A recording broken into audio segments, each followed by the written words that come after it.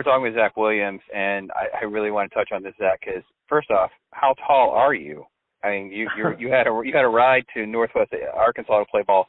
So first off, how tall are you? You're taller than Tebow. I saw a picture. Like, you're taller than Tim. Yeah, well, so how tall are you? I wasn't sure. I had some health insurance stuff done the other day, and they came over to my house and did a bunch of tests, and they measured me barefoot. I was 6'6.5". So all right. So you pushing 6'7" in some sneaks, so we're good. Yeah, I'm probably 6'7" in my boots. So maybe taller than that in boots. Yeah. So talk about that. You know, you got a ride, Division I, you play basketball.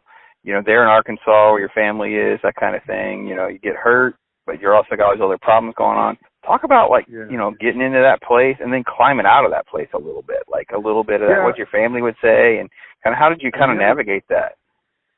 That was tough. I mean, I was young. I was 17 years old in high school, and I had 2 Division I schools, you know, looking at me to come play basketball. And my senior year of high school, I got in trouble. I got in trouble with some other kids on the ball team for drugs, and I ended up dropping out of high school, and I got my GED, and I ended up losing my basketball scholarship. And I set out for a year and worked for my dad's construction company. And honestly, I thought, you know, I just thought my life was over. I thought everything that I'd, you know, worked from 4th grade until my senior year to become was gone just in an instant. And, you know, I didn't have anybody to blame that on but myself, even though for years of my life I tried to put that blame on, you know, other things.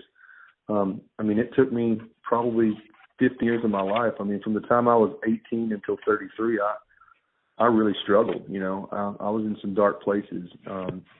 But a year later, after stepping out of high school, I ended up walking on to a junior college. I got a scholarship to play basketball.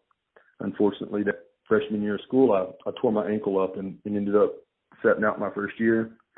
But I also taught myself how to play guitar while I was, you know, sitting in my apartment that freshman year of college, and I fell in love with music. And I feel like that's kind of where God started, you know, really working in my life, even though, you know, the guitar took me to a lot of dark places in the beginning, just because I thought, hey, here I'm going to be a rock star now, and I've got to live this rock star life, and kind of built this persona that I thought I had to live up to.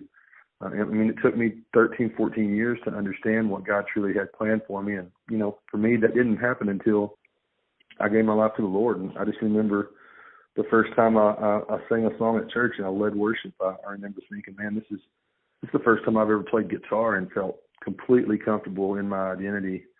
I feel like I don't have to fake it. I feel like I'm not trying to be somebody else. I can just sing these songs, and it's not about me. It's not about anything else going on other than that relationship that I'm having with Christ in that moment. And I mean, I think for me, that was kind of what sealed the deal. Like, I immediately knew, okay, I hear you. Like, you've got something else planned, and I'm going to listen. So that was kind of the start for me, but that didn't happen until I was 33 years old. You know, I'm 41 now. And typically you don't sign a record deal when you're about, you know, almost 40 years old either. So we just kind of, it's just kind of been a wild, you know, last several years. So